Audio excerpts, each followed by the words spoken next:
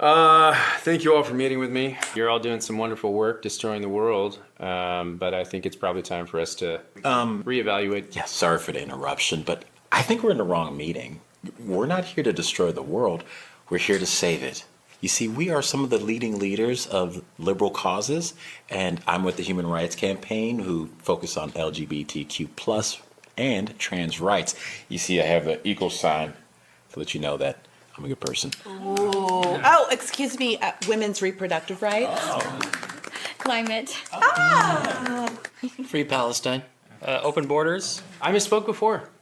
You guys are not destroying the world, okay? You are saving the world. Hey, whoa, what's up with those scare quotes? Pretty sure I didn't use scare quotes when I said saving the world. The important thing to keep in mind is that there's a big election coming up, and we're all on the same page, okay? So if we want Biden to win, he needs to win in order for us to save the world. If we want Biden to win, you folks, how can I say this? You might need to tone it down just. Tone down what? Oh, that's a good question. You're women's reproductive rights, right? Okay. Excellent branding, by the way. It's much easier on the ears than baby murder, so kudos to you on that one. But opposing any restrictions all the way through to the 9th month, I mean, you see how you're kind of tipping your hand, right? Makes people think, wait, maybe they actually want to kill babies. And we do, obviously. No, we don't. Oh. No, we don't. We don't. Right. We don't. But you see how it can kind of look that way. So that's all I'm saying. Let's tone it down. And you, immigration, clearly we don't want a completely open border that undermines any sense of national sovereignty, driving down wages for the working class and overtaxing the welfare state. So let's go a bit easy there too. I mean, why not something like this? Why not something like, diversity is our... Are you trying to say diversity is our strength? Yes! How do you say that without laughing? Oh my gosh. I can't even get through it. This is aide-moi. My sides. My goodness. Okay, what about you? Pro-Palestine. You are, I'm going to say this. You're kind of coming across like you just want to wipe Israel off the map and kill all the Jews. We do want to wipe Israel off the map and kill all the Jews. Of course, yes. And that's awesome. I'm all for that. I love that. But you need to pretend like you don't want to wipe Israel off the map and kill all the Jews. Why? Excuse me? I mean, we're pretty clear in our position, and most young people and everyone on college campuses, and half the Democratic Party, of course, still support us. Yeah, it's cool now. You may have a point there. You might be the only person in here that can be as evil as you want to be and get away with it. All right, still, let's think about tactics. Okay, do you think that occupying bridges and blocking traffic is somehow winning people over to your cause? Yeah, and making people hate us by blocking traffic is our thing. He's stealing our thing! You're not stealing your thing. You must die. We will kill you all. See, this is what I'm talking about. I mean, okay, I love the homicidal thing that you got going on there. I really dig it, okay? But maybe market it just a little bit differently. Like the serial killer that everyone thinks is such a sweet guy, He's got 27 bodies in the basement, but he's like, coaching Little League. That's what I want. Be that guy. Death to America. The funny thing is, you don't even look Middle Eastern. Am I wrong, people? Am I wrong? I'm not. I actually grew up on Long Island, but my parents sent me to college. Death to America. HRC guy, you have been going over the top as well. Well, it's important for us, they, them, to be accepted just like everyone else. Yes, of course.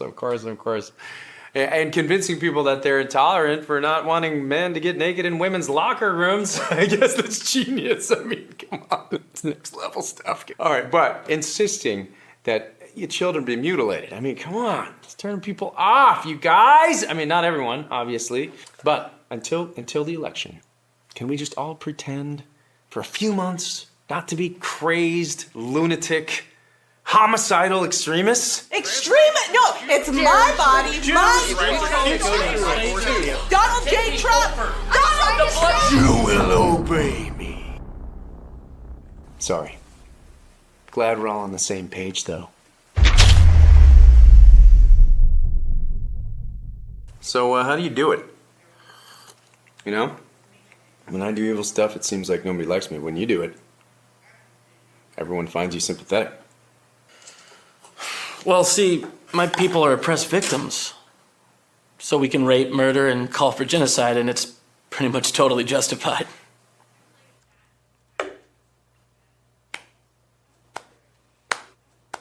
Well done, Ahmed. That is one of the greatest skits by the Babylon Bee of calling things out using humor. It's one of the best ways to have people attempt to learn, right? Attempt to learn. Hey, folks, welcome to the program. Do me a flavor. Will you please give me a finger and rumble and share this program? Little tickle, maybe little wobble, little like, little share, little subscribe, possibly, right? I think my camera's going in and out. I'm going to have to check that. The colors look a little bit off, tweaking. Are you seeing that on your side? I'm seeing it on my side. Make sure you repost this stream too. We're going to talk about New Year's. A little bit different than maybe it's been talked about before. But since I like to kind of give you the history angle on everything, I'm going to give you the history angle on, well, New Year's. Did you know it's the ancient ritual of reset? Yeah, pretty awesome, isn't it? Here's something awesome. Today's program is brought to you by the fine folks at Gold Co.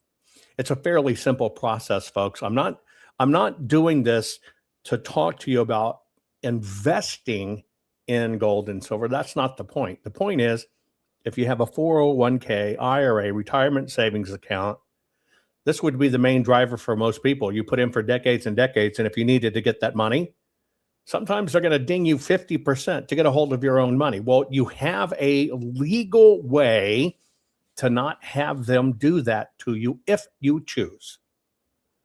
So I'm just asking if you would just request your free gold and silver kit today, because now is the time to protect your money with gold and silver. That's it. Cover your assets. That's why I do this with my fine partners at Gold Co. Please just go to jovanlovesgold.com and get your free kit. Okay, here's what we're going to do. Oh, by the way, let me give you a reminder. First things, many of you are caught in a polar cyclone right now. Have you been paying attention to the super high winds? A polar cyclone, they run about 700 square miles in size. They're counterclockwise. Super high winds. I'm watching chat, some of you getting hammered by these things. So yes, there's a polar cyclone, polar vortex coming down. You kind of saw the pump and dump. You got some cold. Then the El Nino came in, and El Nino in its little stirrup has sucked down a polar vortex, and that's coming in. So it's coming through. And many people on the East Coast are getting hammered with it. So make sure you stay warm.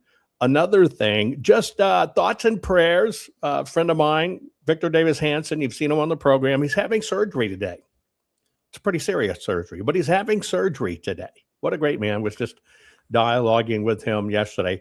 I think he is a national treasure. He is the smartest man in the room. So wise, right? So wise, so measured. You know, he's a person that is speaking of New Year's, a type and a style to aspire to be like, right? So send out good thoughts and healing prayers as he undergoes surgery today, right? In that. And also want to let you know, mark this down, okay? You know, my email is just my full name, like you see on the screen at Gmail.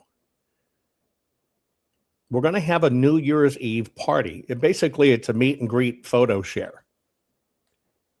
You can send photos of any stage of your life. Start, if you want to start when you're a baby and hit your teens and go through whatever. And you don't have to necessarily show a before and after. But send me your photos. And let's kind of do a shout out.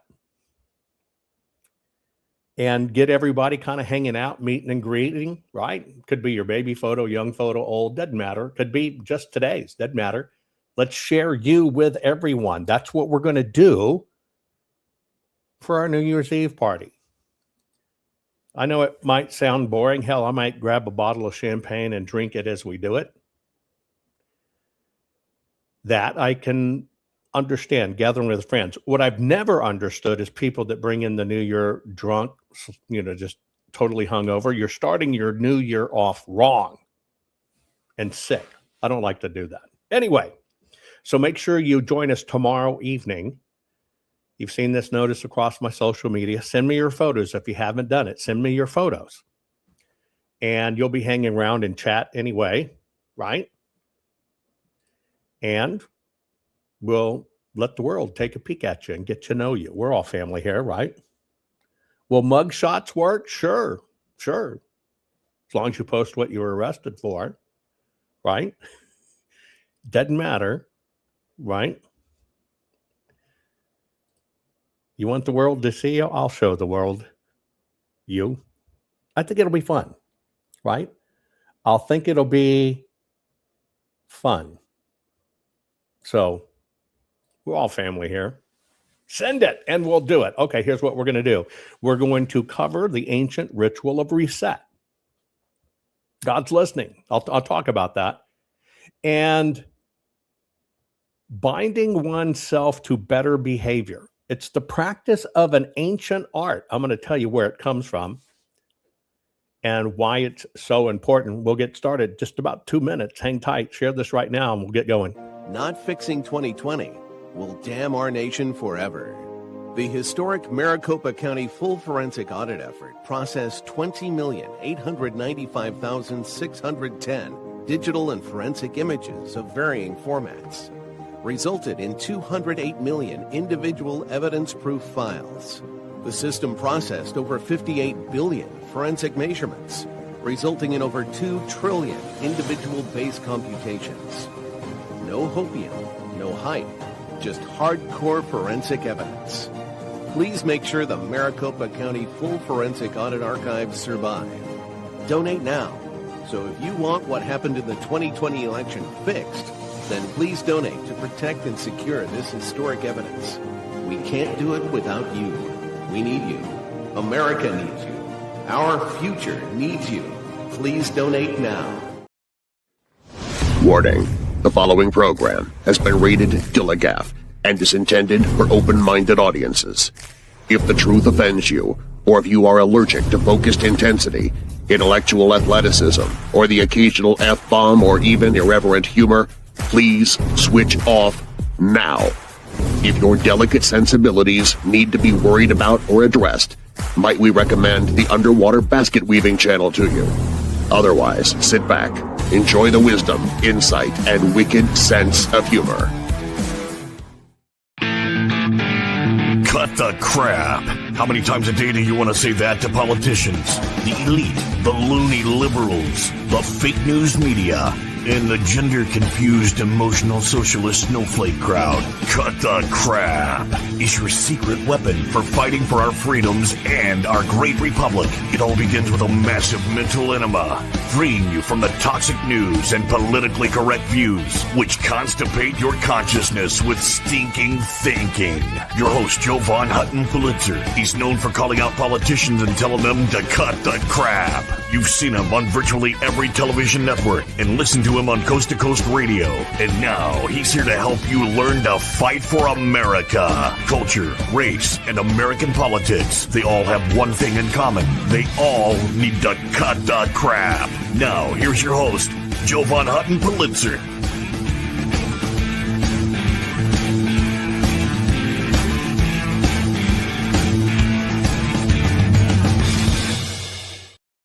Okay, folks, welcome to the crap, culture, race, and American politics. You know, there's a lot of things we could talk about right now. We could talk about the Somalis and the stealing of billions and billions of dollars, but let me point something out. Do you know that's not the story?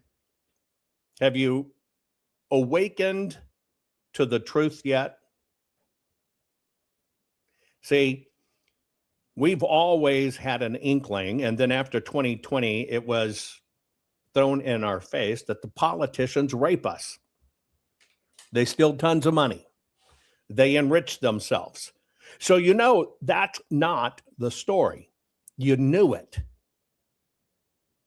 That's why you should not be shocked or anything when you hear these stories. You shouldn't be shocked. You should be thankful that truth's getting out. Now, what is the story then? You might think, if that's not the story, they're stealing hundreds of millions or billions or whatever. The story is, what will our current administration do about it? It doesn't matter if it's 100 million or 100 billion or 100 trillion. It's all a crime. It's all a rigged system. You know that. We know that, period. The story we must watch is, what will our government and the current administration do about it? That is the story. Now, I say that because you've probably seen a little bit of move in some of the things I say and share, especially over the last few years.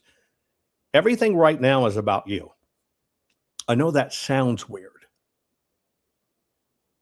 but you've got to get a grip. You got to get your gorilla grip on. Right now, everything is about you. You can get caught in a story about Minnesota and Somalis, but understand it's every damn state. And the more you take that energy and you get pissed off about it, you've got to channel it into something real. The real you should channel it into is yourself. How will you use it to change you? And in changing you is how we change the crap show we've got. We're not spectators. This is a participatory sport. You're not sitting on the bench watching this happen. You're on the playing field.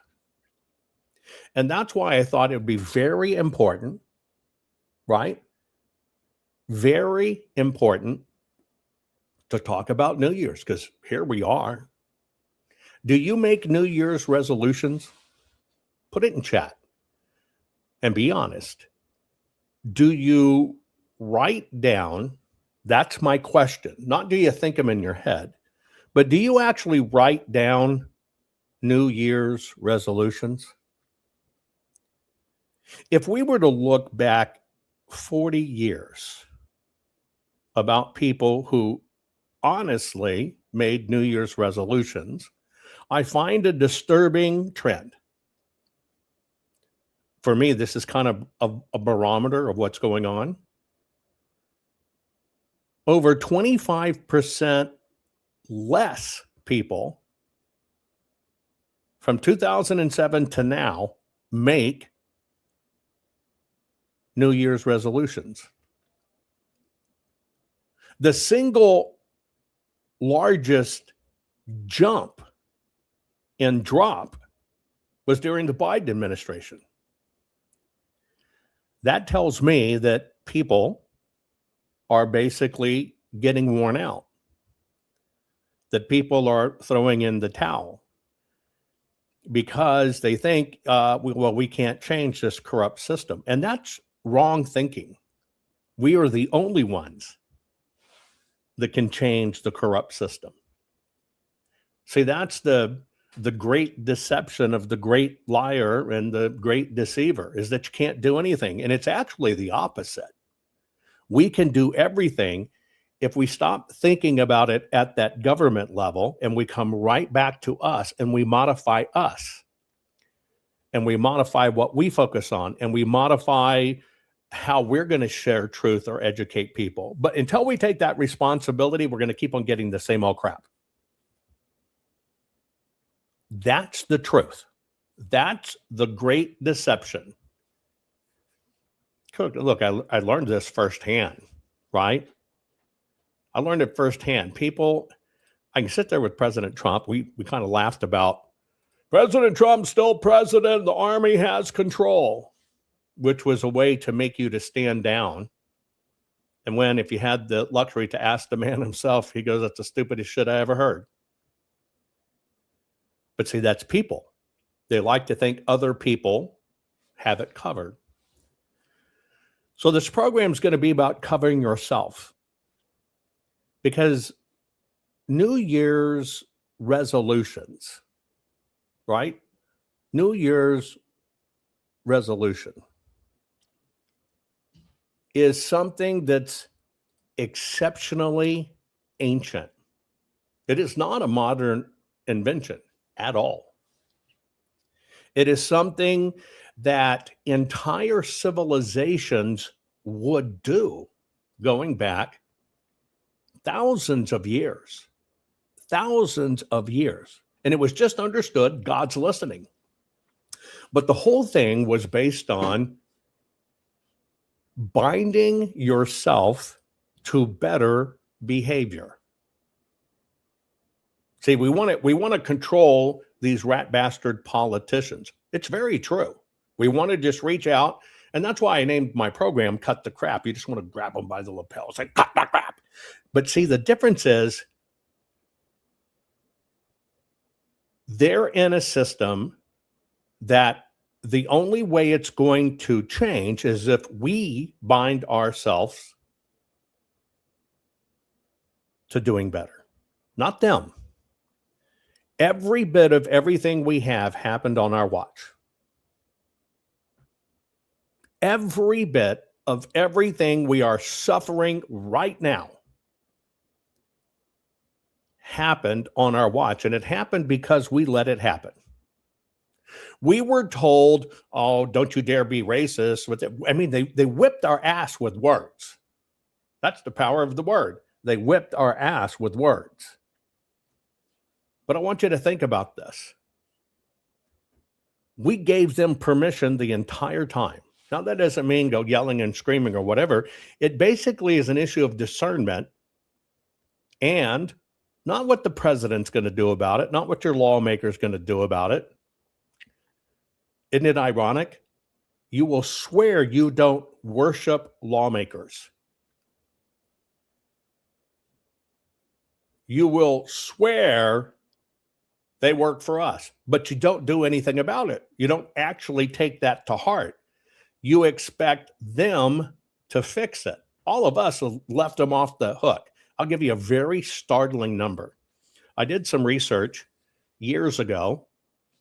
I released the very first Right Congress website where you could put in your zip code, find your congressperson, and it would populate their address so you could send them your direct input. That was back during Bill's spill. I did it because email was just coming out and it would just make it easier to do. But during that research, I found out that a congressperson, and it almost is still the same today. You can look up the numbers. If just 10 people were to sit down and write a letter to one particular congressperson, just 10 letters, that congressperson will get it on their radar. Now, notice I said letters. I'm not talking about tweets. I'm not talking about emails. They have the excuse, "Oh, I didn't see it. Oh, you didn't tag me. Oh, it went to my spam box." You got to go back old school. But it only takes 10 letters to get a congressperson to pay attention. But it's a net result. To get the congressperson to pay attention, 10 people have to be brave enough to sit down and write a realistic letter and tell the lawmaker what's up, what's expected, and how they remedy it.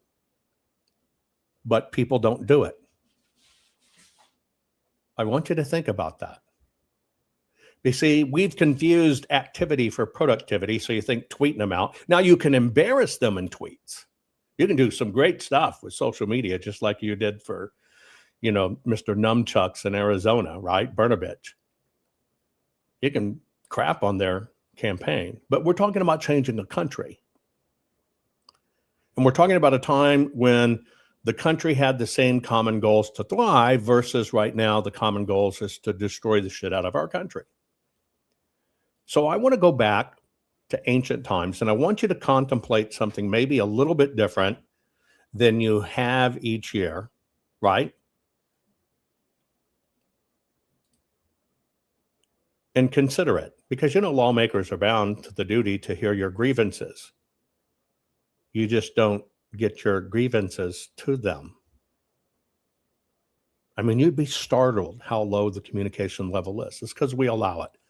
And so when we allow this, look, right?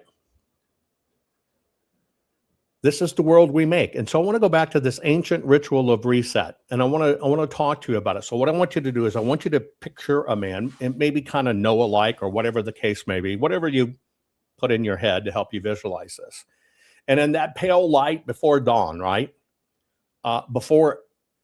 This is even before January, as we think of it now, even had a name. The air is cool. Maybe there's a river flowing. It's kind of scented with mud because we're in ancient Assyria or Mesopotamia now. Maybe you smelt the barley chaff, or maybe the chaff you smell was you didn't wash, but you understand what I'm saying. And behind this person is this ancient city. To them, a modern city, but to us, an ancient city. Mesopotamia, Syria, back in biblical times. And this image to this person kind of takes it in so much that he kind of holds his breath and kind of just, wow, this is good. This is, look at us, look what we've done. And it's a person thinking not only as a person, but thinking as a people, because look at the city, look at the irrigation we have, look at the crops we have.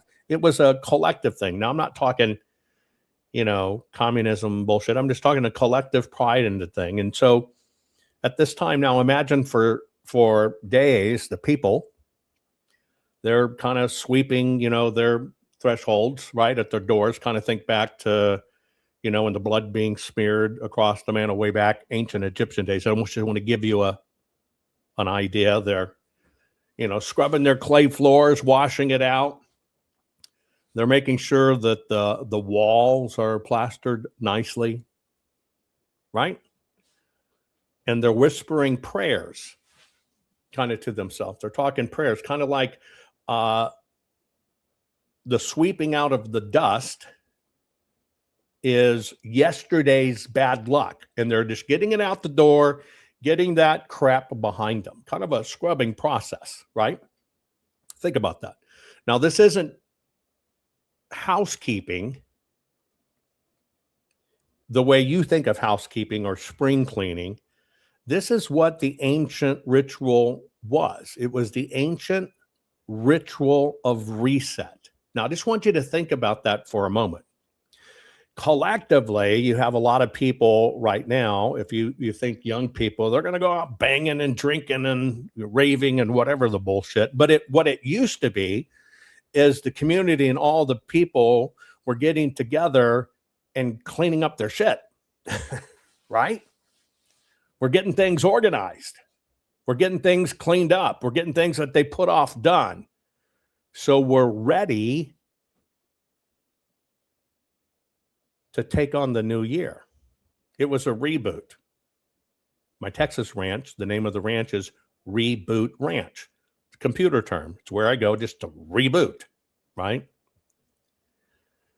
So society used to do this. They used to kind of collectively clean up, had a consciousness as a people to do this, and they're just getting out the cobwebs and the dust and sparkling thing up. And so their view of it at the time was, look at all the work we put in for this year, but we've got to start the new year without stumbling.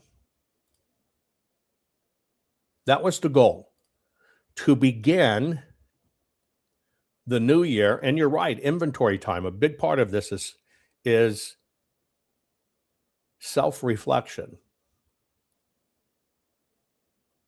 But the society at the time, and think what we've become, folks. We've become dance parties, blitz, raves, New Year's. Let's see who's going to shake their ass and sing bitches and hoes rap we can't understand. I mean, think about how far we've fallen. That's mankind. But what it used to be was everybody getting ready for the new year, that we started the new year off without stumbling. Now, that's the 4,000-year-old reset ritual. That's what it used to be.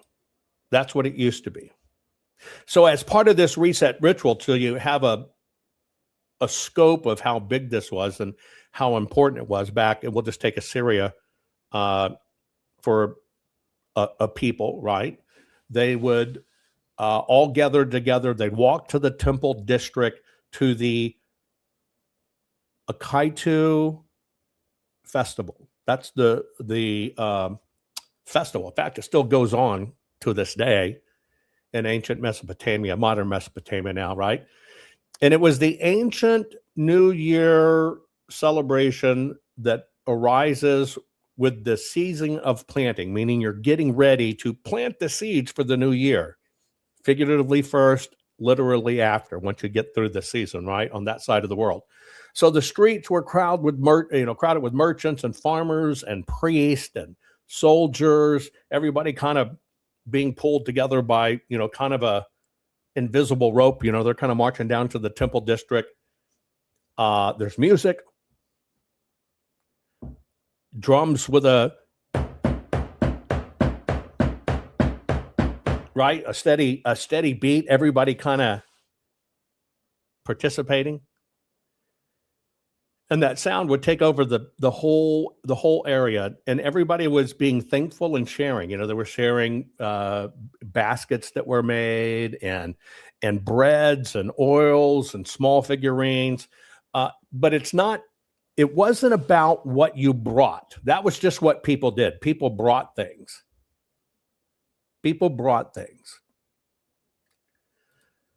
The whole idea of the entire thing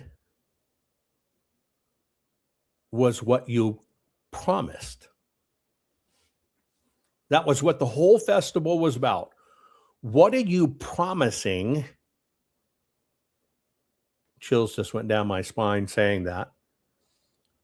What were you promising to do in the new year? So you have to think of it, this was kind of the resolution that we have today. And this is where resolutions evolved into this self-help idea. But there's kind of a secret to it, because, some people kind of mix these things up and or don't achieve them, or, common, if you were to look at common New Year's resolutions, I'm going to lose weight. And people don't understand, see, that's a daily ritual you have to do. If you want to lose weight, you're going to work on it daily. Yes, and by the way, I see people in chat. My New Year's program is not going to be AM. It's going to be PM. I'm going to reverse it up. It's the PM show that we're going to gather. 7 p. Central Standard Time, 7 p.m. Okay? And so everybody's tuned in to the promise of what they're going to do. And it all began in public, right?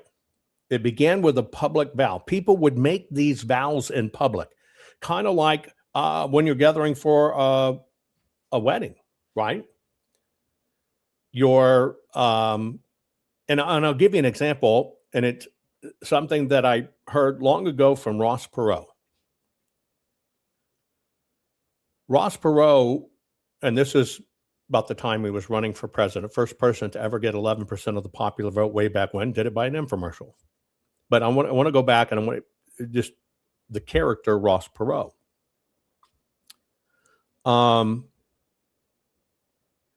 Ross Perot had a standard for his executives, and just shortening it, the standard for his executives was, if you screw around on your spouse, you're gone.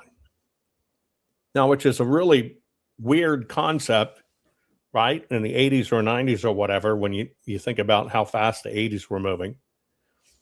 But his reasoning was, if you would stand before God and your family, if you would stand before God and your family and promise to love, hold, cherish, be faithful, whatever your particular promises were, and that ends up being a lie, and you said that to God and your family, the closest people in your life, well, I'm just your employer and I don't even rank on that chart, so you're certainly going to screw me over, because who am I? You follow what I'm saying? And so in these ancient rituals, it all started out with speaking it in public, because everybody knew and believed the word has to be spoken, it has to be uttered, and the gods are watching, but not only the gods are watching, the gods are listening. And so this is where people spoke of their debts to their community, to their society, to be repaid, and their obligations to be honored. That's what it began as, right? And so you can find really interesting things if you look at the archives. People that borrowed tools and didn't return them made sure they got returned by the end of the year. You made sure you got that crap back. You didn't let it go, right? You didn't let it go, because society came from, your word is your bond, that agreements must be kept. The farmer who took out seed on credit made sure that you were going to go settle your accounts right after the harvest. You made a pledge. Yes, I've taken seed on credit and I've planted, but I have to go take care of my debt. And the actual trading people who cut corners in the previous year basically swore that they would measure honestly. Remember, this battle of human will, temptation, and everything else has been around forever. People of mankind have all fought the same things over and over and over and over for millennia, right? The husbands would swear that they wouldn't drink away the harvest money, the grain money, wouldn't drink it away. But everybody understood the common truth, and the common truth was what it was about. If people don't keep faith in one another, the whole city weakens.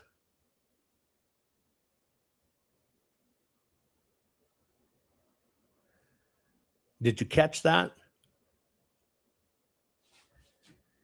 If in fact people in a community, in a town, in a city, right? They're living in cities with walls or whatever the case may be. But if you could not have faith in one another, the city would weaken. Not only the city would weaken, all of the fields would fail. And as a result, everybody would go hungry. Sends chills down my spine again. I want you to think about that. Everybody understood we are only as good as our weakest link. And that if we as you can call it a town, a city, an empire, what it is, if we don't have our head in the right place, and we just don't be good, honest people that keep our freaking word and work our ass off so we can all survive, we all die. I want you to think about that in terms of what's going on right now. I've talked about it many times. I talked about the number one most dangerous weapon ever introduced to the world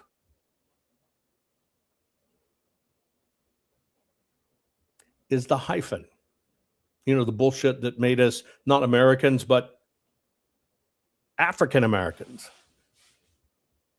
You're right. It was a society, no regard to their God, It wasn't about their particular religion or beliefs. It was their faith in one another and the word. They were a society of moral people.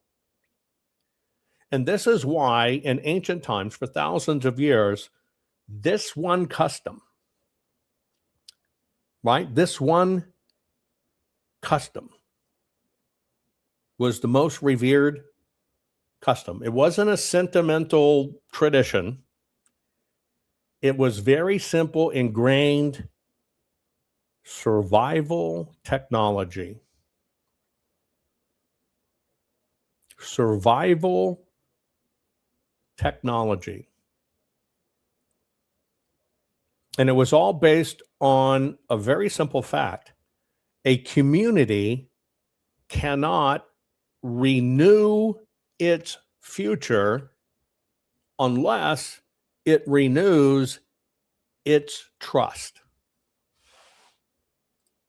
That's a big one, right? Wow. That should just smack you right between the eyes to think of ancient men and women in society freaking understanding we are so in this together. Yeah, bring back morals. And you're right about chills. They knew we freaking live and die together. And our going forward survival won't happen, cannot happen, unless we can have a renewed trust in each other. If you look back at everything that has happened to us and how it got, a lot of it got anchored a long time ago, but in a modern society, and how it just kept on falling apart in Obama era, and then, had Trump come in, everything changed. There was a great renewed trust in America and each other, and then it all fell apart with Biden. What have they really done? They've killed our trust. Do you know what I'm saying? But more importantly than killing our trust, they have flat out killed our trust in each other. Ever thought about that? The system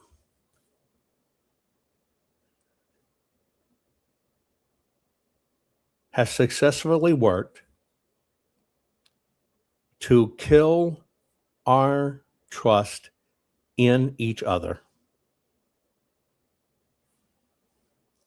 Shit, we don't trust our food, we don't trust our water, we don't trust our doctors, we don't trust our lawmakers, we don't trust our neighbors. Parents aren't trusting kids, kids aren't trusting parents. You can't trust the teachers, you can't trust the pastor's not going to come out and drag one day and say, I'm really a woman. Do you follow? It is all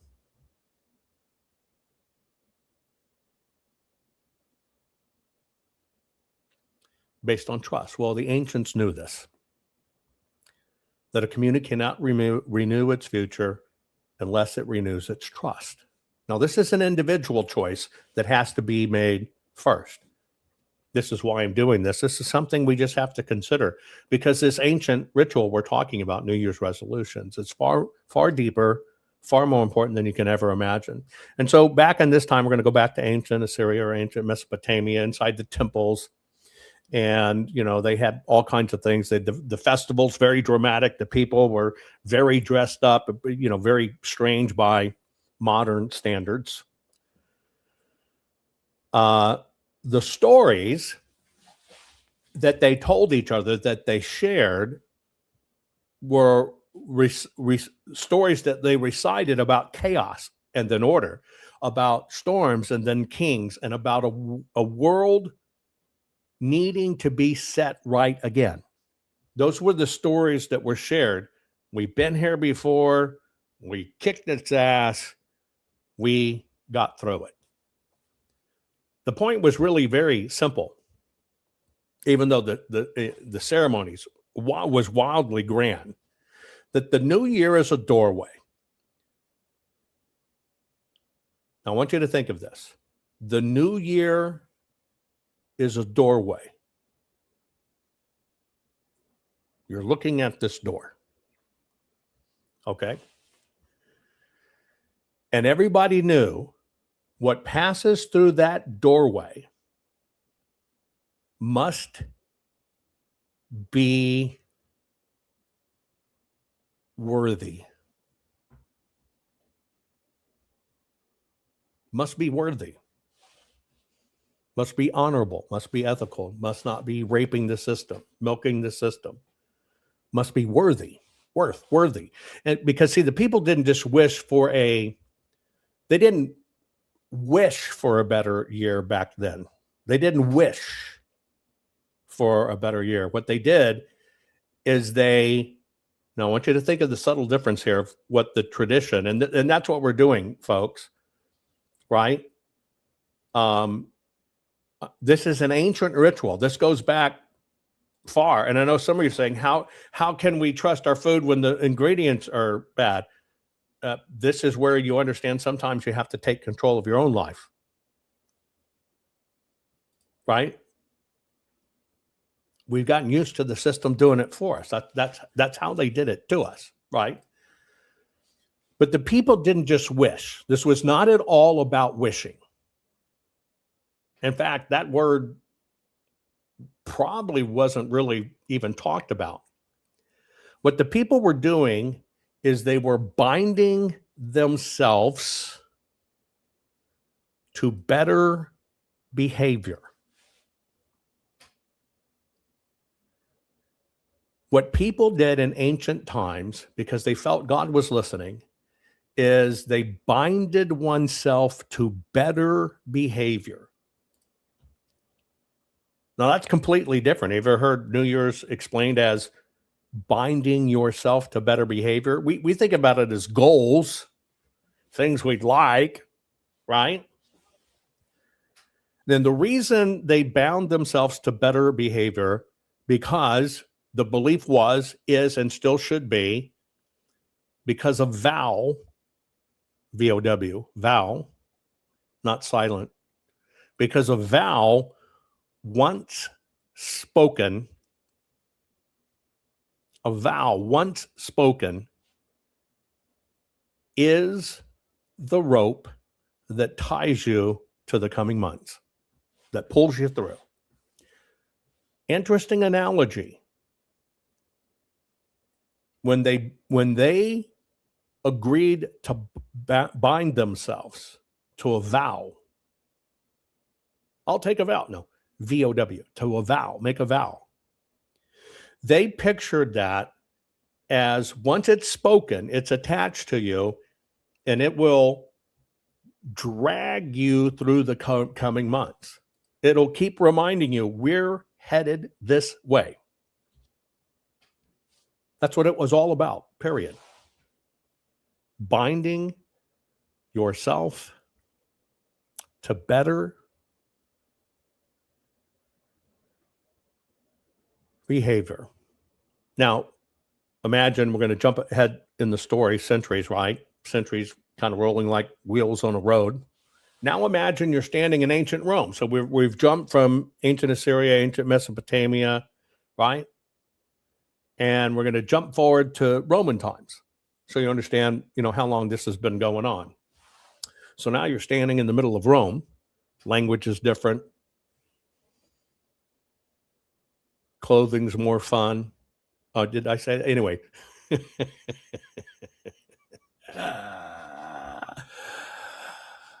Everything's different. Go. Anyway.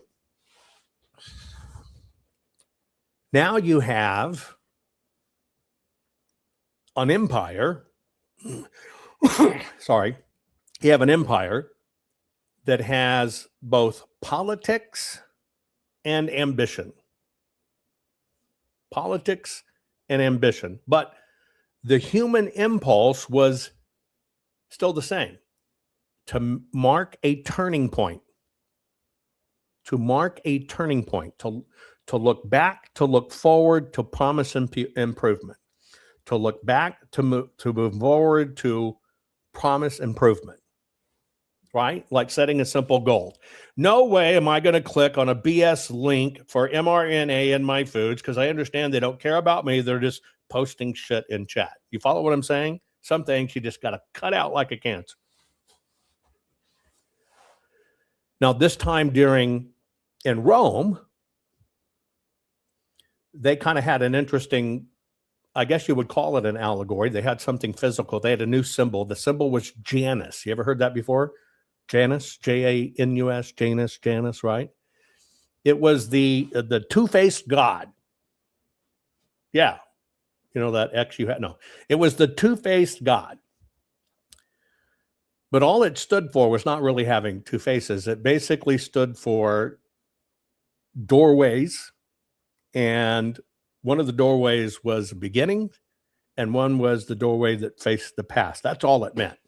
It wasn't that they thought their God had two faces. Remember, they didn't have media and they didn't have all this other stuff. They had to tell the story different ways. And so, understanding in their times,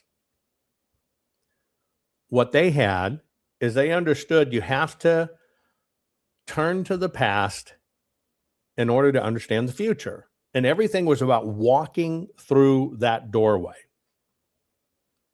Now, this God, what it represented at their time, and I only used the term God because it was a symbol, an idol, whatever you want to call it. It's not really like they fell to their knees. I think archaeology, I discovered a new God. I discovered a new human sacrifice. I think it's all crap, right? Anyway,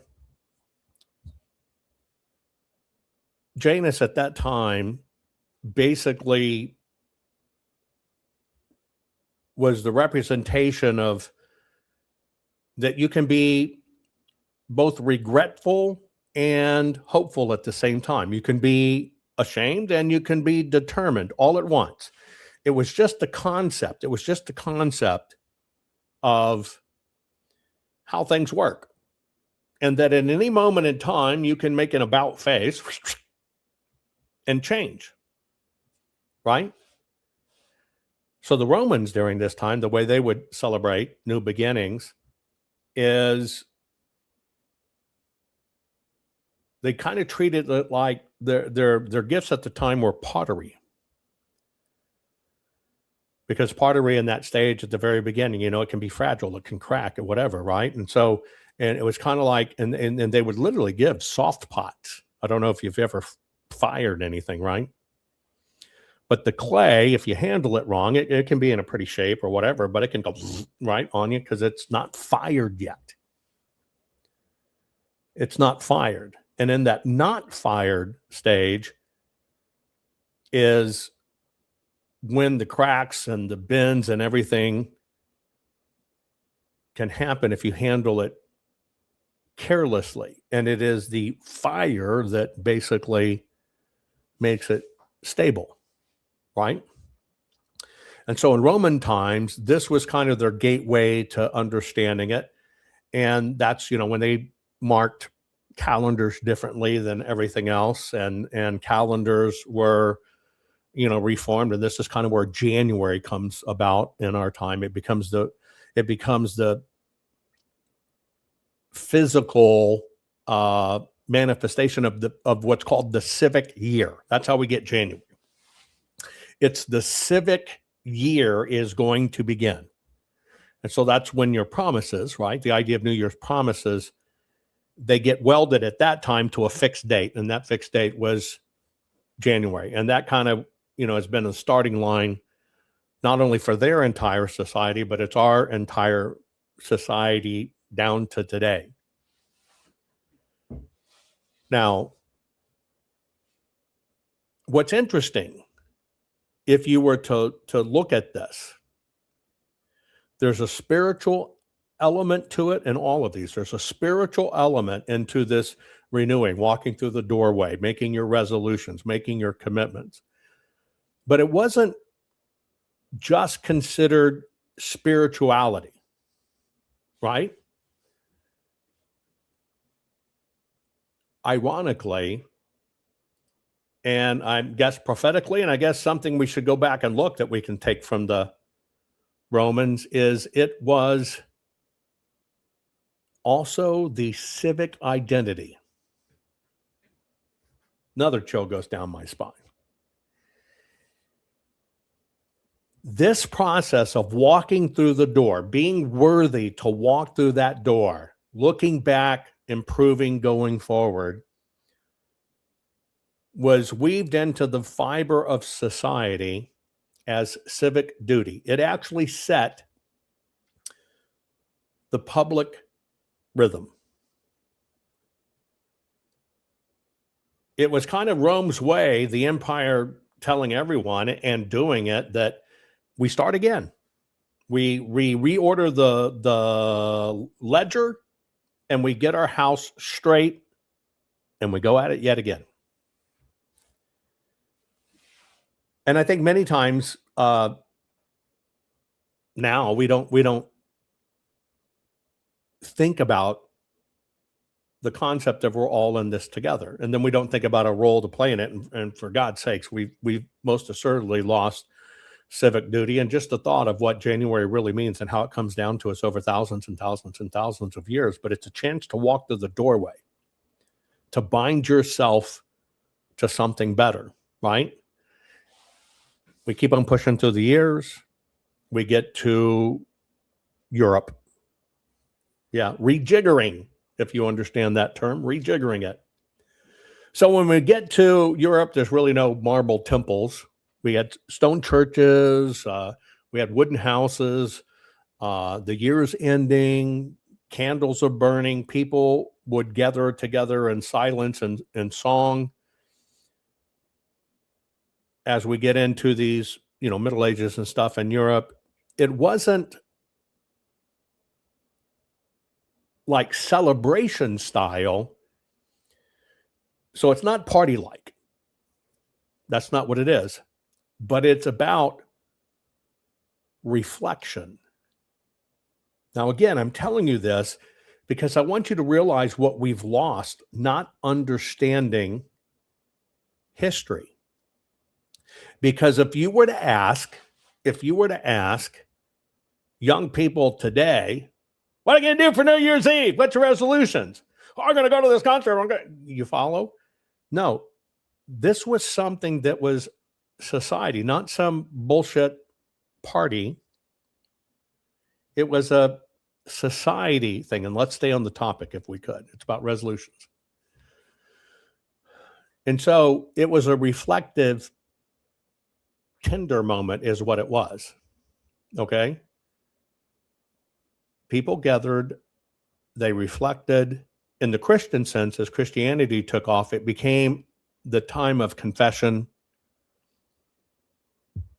repentance, recommitment. It had disassociated itself while seeing it through God's. In ancient times, the higher standard was attached to whatever God or gods, small g, plural, that was out there, right? And this is kind of where we came more into a focus of the individual a little bit deeper. Maybe this is where we lost a little bit of the ancient community tied to everything, that we're all interconnected, because it kind of became a Christian-y thing. And I guess maybe the Christian-y part cut out the pagans or cut out what it was. But it was certainly not about appeasing the gods. It was with offerings. It was more about correcting the heart, or making peace with your neighbor, or returning what you took, or to stop habits that corrode your soul. In those times, going back to the community aspect of it, the community would bring in the New Year's together. They'd actually stay awake on this day, right? Or I should say tomorrow. They would stay awake, and they would all hold watch and collectively praying and seeing the one day go out and the new year come in. Their motto back then, and how it came down through Christianity, was if we must step into time, then let's step into time wide awake. Think about that. What has it become? It's become bless drink your ass off, screw your ass off, blitz, blah, sleep in late. It was never that. It was never that. It was, if we must step into time, then let us step into it wide awake. See, this was the reverence issue, right? And trust me, never screw your ass off. Simply because you might want to use it again someday. Never, ever, ever screw your ass off. Thank you for letting me know that in chat. Anyway, this is where the reverence part of it was.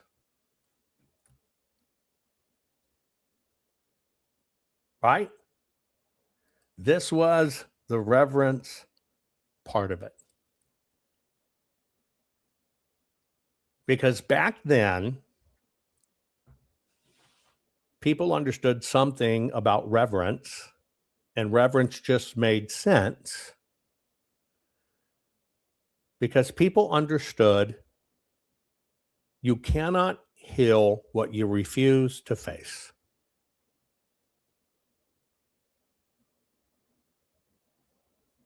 You cannot heal what you refuse to face. And that's why New Year's in our lives, we've lost connection to it, but that was what New Year's symbolized, was that sanctioned moment to face it. Pretty awesome, isn't it? That's the meaning. That's what it is. That's what it's all about. The sanctioned moment, face it, fix this, because you cannot fix what you do not face.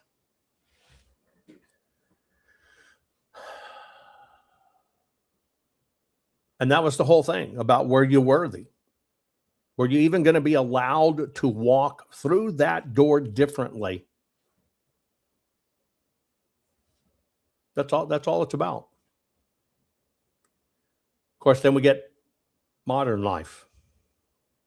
The clock, the factory whistle, the calendar on the wall, fireworks in the city streets. And what happened is the sacred, which it's always been, and the civic blended with the personal. That's why we lost all the meaning of what this really is. The sacred and the civic, those two things blended with the personal. And resolutions suffered because they became less communal and more individually. I want health, I want money, I want habits, I want character. Do you notice the subtle change there? Instead of, this is all of us blessing each other and we're all in this together. And we all have to get this right. Right?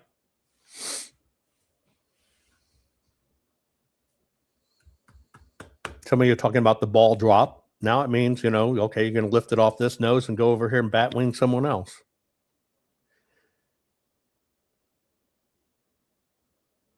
That's when a big change happened.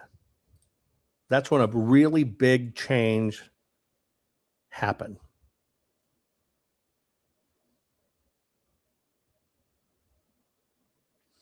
We went from communal, we're all in this together. We sink or swim together. We've got to focus on, how do we make this work better? We've got to support each other better. We've got to be better. And the sacred and the civic blended with the personal, and resolutions became actually not about communal in any way. They became individual, health and money and all this other stuff. But yet the ancient shape still remains.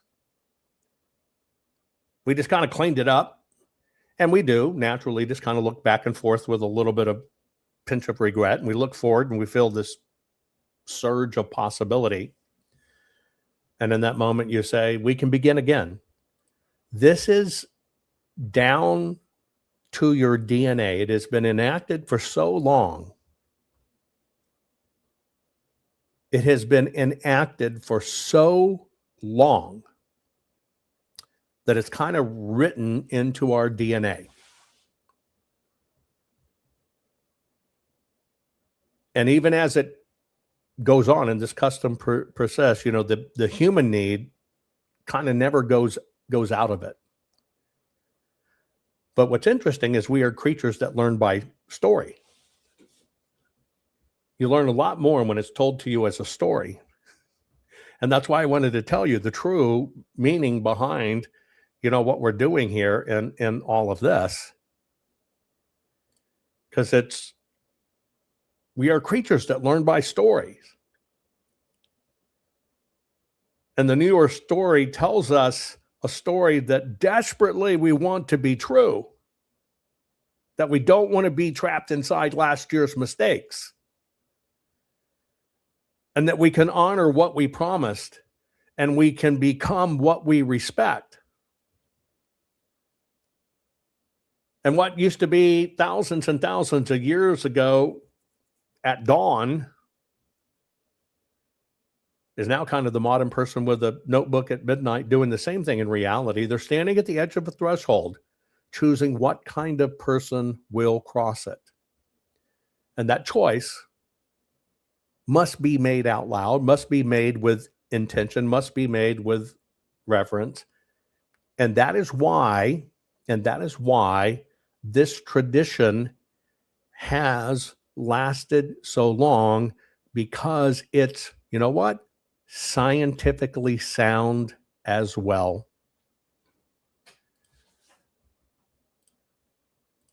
But just like anything else I teach you, it's about what word. And the whole concept that gets missed in this is we took out the civic duty. We took out the spirituality, and we minimized it by making it a wish versus what it is originally and intended and what worked, a plan. That's the difference. We turned it into something you wish versus something that you plan. Now, here's why when I put in here, you have to understand this ancient ritual, because here's what it comes down to. So you understand the ritual as it plays out. And truly, how many times you can set that door. See, it's called a temporal landmark. You do it all the time. You just don't realize the power of it. You do it all the time. The temporal landmark, which is wired into your brain, is that meaningful boundary, a boundary you set, not that somebody else sets for you, but you set. It's the before and after. It's the chapter life break in your story. And you have so many built-in temporal boundaries, just like your brain, that, you know, it's New Year's Day or birthday or Mondays or the first day of the month or moving to a new city, starting a new job, graduating, coming back from a trip, right? After the breakup, whatever. You have temporal boundaries. And what it does is it actually refreshes your brain. It's a true phenomenon. It's a true phenomenon. Because if you understand the use of temporal boundaries, it's out with the old, in with the new. This is actually called the fresh start effect. There is a psychological hack here. And what it does is it actually allows you to psychologically distance yourself from past mistakes and focus on future improvement. That's always good for oneself. I always do this. I always think about this. I'm constantly for myself in a state of renew. If you've followed me for a while, you know this is a big deal for me starting in November. It's biblical. Bible and Jesus always taught about diligent planning and steady work. It's kind of funny. It's not like a lottery ticket. Even in the Bible, it's not like a lottery ticket. It tells you in Corinthians, run to win, pursue the prize, run to win. It requires action. I've told you this before. The most often repeated word by Jesus is the word ask. Personally, I believe it's a formula, ASK. It's not just a thing. In it is the exact formula. ASK, ask. Ask means your prayers and petitions. That's basically your thoughts. Focus your mind on it. That's ask. And what I've told you about in these resolutions is you have to speak them into being. You don't just think them into being. You got to speak them into being. So that's the A in ask. The second part of the formula, the S, is seek. It's not just sit there and pray for it. You have to verbally get it out, focus on it, and then you've got to go seek it. It requires you. It requires you to begin the search. And then the kicker is to know, that's the K, know, ask, seek, know. You got to know when it's there, because some people think it's the thunderclap voice of God when it might be just a crack in a door, something small. But you got to realize it takes action and stuff to it. All of this is taught from a biblical standpoint, right? Self-examination, interchange over time. It's all about balance. It's the parable of talents, right? The parable of talents, stewardship and growth.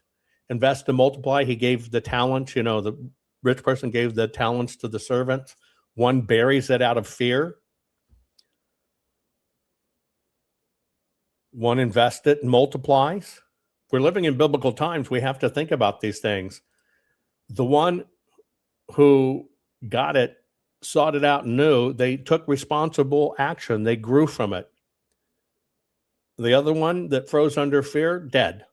Now, that's a lot what's going on right now. People are frozen in fear. We got cancel culture as the great deceivers lie to get you frozen in fear. Oh, I don't want to say anything about that. They'll just cancel me. They'll think I'm bad. That's the great deception. That's Satan's tool, right? And this is why these temporal landmarks are so important. Science is so behind this that if you speak it versus think it, it has more magnitudes of being created. But you have to understand this is what's called a medium to large effect. Medium to large effect. Practicing this, you've got to start thinking about it. I want to be rich in the new year. Vern, you're right. It could be a smile from a stranger that changes your life. New Year's is a big deal. Thank you, Denny. New Year's is a big deal. It's a big deal. It's not minor. It's thousands of years behind it. But what also got lost in this translation, where it became party your ass off, right? Stumble through the doorway drunk. We also, when it comes to resolutions, people think about it, well, this year I'm going to be a millionaire. No, it's the medium to large effect is exactly what it is. the medium to large effect. And people don't think about this. It's actually a process of weeks to months. And people forget that. It's weeks to months. It's not what year. And it's all designed to be behavior change, because it is not about wishful thinking. It's about binding, agreeing, binding. Even like to say, Satan, I bind you from me. Binding to yourself to be better. Right? Not wishful thinking. And this is why it's so important to your brain. And I just want you to think, it's so easy. It's just baby steps. It's just baby steps. It's never big, honking, difficult goals. We got it backwards. It's just about, let's be a little bit better. Isn't being a little bit better and just cleaning up the way you eat also getting you to that same way to lose weight? Isn't being a little bit better and diligent in work getting you to that point that maybe you earn a little more or do a little bit more?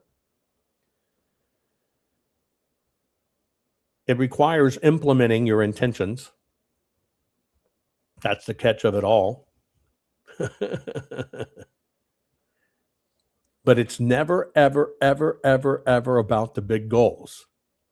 Almost unanimously, those fail because people don't understand its small steps and its little things. And what causes people to go awry is what the system uses against us.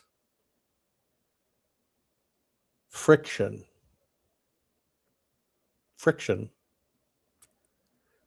What are the type of friction out there? It's not about desire. You can desire it all you want. You got to understand there's always going to be friction. It's never going to go away.